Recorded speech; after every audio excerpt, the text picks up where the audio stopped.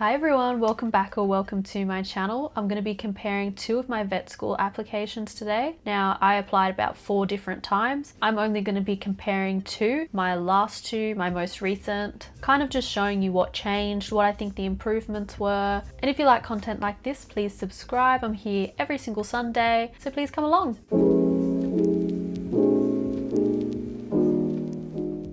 Now I've got my computer down here, so I'm likely going to be looking here a lot of the time. And so what I'm going to be going through is my 2023 application and my 2024 application. So they were both done postgraduately after I finished my first degree. So just so you're aware, from my 2023 application, I was rejected and then I had a year off and then I reapplied again. So they are the exact same, except that your personal statement question is completely different. And I'm staring at my application right now and I have to say I'm having a physical trauma response to it.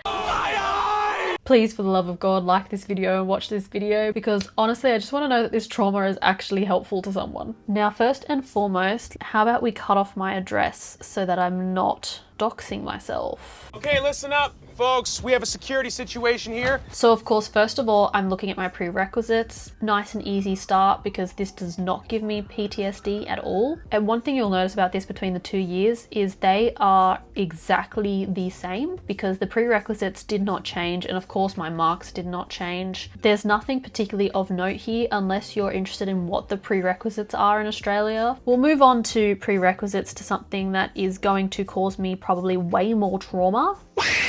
So the main difference between these two in regards to work experience was, you can see with my 2023, all of my experiences do say they were volunteer and specifically placement. And going through that, that is all I had. I had to do 4 placements as part of my degree and that was my only work experience. It's really hard to crack the vet industry unless you've got connections is what I've found. But if we head over to my 2024 application, we see that I do actually have paid employment, mainly because I did have that year off after my rejection and I was able to do so much more. You can see that the experience details and my hours were different. And on top of that, I did also do volunteer work. So because I wasn't studying, I had so much more time on my hands in that year. So I really tried to jam pack that year as much as possible. 3 different volunteer places, and I tried to make them a bit diverse because I did one with more exotic animals, one with your dogs and cats, and there was one that was specifically with greyhounds. And of course my clinics were small animals. If you keep scrolling, you get back to my placements again, which were in the 2023 application, and these were all with large animals. So I tried to keep a bit of diversity in what I was doing, but other than that, you can see how much more experience I was able to add just in that 1 year. So now we are moving to your achievements and awards that you had to include as part of your application. So one really big noticeable difference is in my 2023 application. I added a random course that the university forced me to do, which was just collaborating with differences course, and it was more about cultural competency and everything. Had nothing to do with vet school really, but I just added it in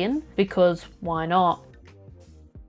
And again, if we switch to my 2024 application, there are a lot more things there because I knew that that was a component to the vet school application. So I tried my hardest to do random little courses here and there that would make my application look a bit more full and a bit better. And with a lot of these, you do have to pay for them, but I tried to pick things that weren't too outrageously expensive. So for example, this RSPCA basic animal first aid, I believe off the top of my head was about $90, which could definitely be a lot worse. And you get a little certificate at the end and it looks good. I literally Googled animal courses and I tried to pick ones that were a bit cheaper. A lot of the volunteer places that I went to offered different courses that you could do for free. So those were a really good way to get an extra certificate. And then near the end, I did start adding some random things again. Add anything. You never know what might help you. So obviously that is a really big difference that you can see between my 2 applications, is just how empty that 2023 one was in comparison to my 2024 one. So of course we do also have the confirmation that you sat the Casper test. I'm not going to talk about that just because I've got a whole separate video that's covering the Casper test, which you can check out if you want some advice on how to ace your Casper test. But instead, we will jump straight to my personal statements. Now, I will say reading these does really make me want to throw up in my mouth.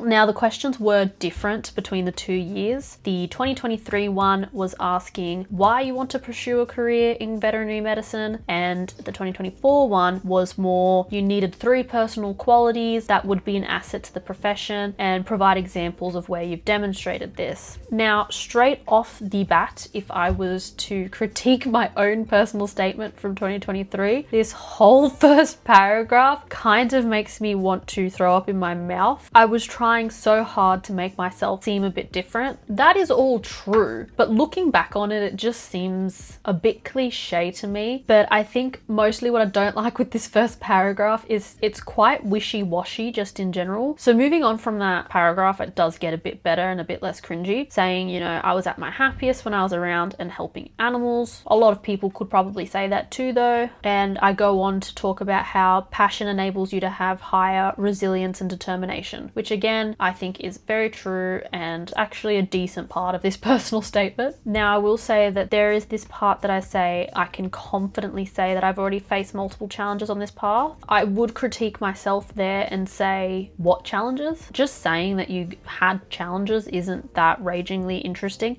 It's more interesting to say what the challenges were, because that probably sets you out a bit more. And especially I think what I do really like that I've put in here is something that was personal to me, saying that I've spoken to many vets that have encouraged me not to pursue the profession, leading me to feel disheartened and unsupported, and talking about how this lack of support makes me want to make future vets feel more supported. That is 100% true, and I think that's really good that I included that. That is something that is unique to me, and I think compared to that first paragraph where I'm talking about random things that pretty much anyone could say, that feels like it comes more from my own experiences and could set me apart a bit more. So moving over to my 2024 personal statement, I much prefer this statement. I do find it hilarious just in this one. My example of resilience is my dedication to the program, as I talk about how many rejections I've already faced. I can read a bit of my bitterness in there. I talk about empathy, but I think something that is really key here is that I go through examples with all of these. I showed how I demonstrated empathy in my role at work, which is a big difference compared to the last year when I didn't really have that clinic experience. I'm actually showing actions where I've done it that are personal to me, rather than just saying, well, I have empathy. And then last, which is a bit different to the year before, I did say adaptability. Now, that was one that I think I found to be more important after working in emergency for a year. So of course you do need to be adaptable just in general. And once again, you can see that I talk about a specific work example. Overall, I do think this statement is definitely more well-rounded, and you would hope so because it's the one that I did a year later. So you would think I would learn some lessons. It is definitely interesting to go back and see, and hopefully seeing this comparison has helped someone along the way. But yeah, hopefully you enjoyed this video. If you liked this content, please let me know. I do have more applications from years prior to this, and they are definitely more embarrassing. Please like, comment, and subscribe on this video. I will be uploading every single Sunday with more vet school content like this. And if you want to see more frequent content, I'm always updating on Instagram at Becoming Doc Talia. Thank you so much for watching, guys. Bye!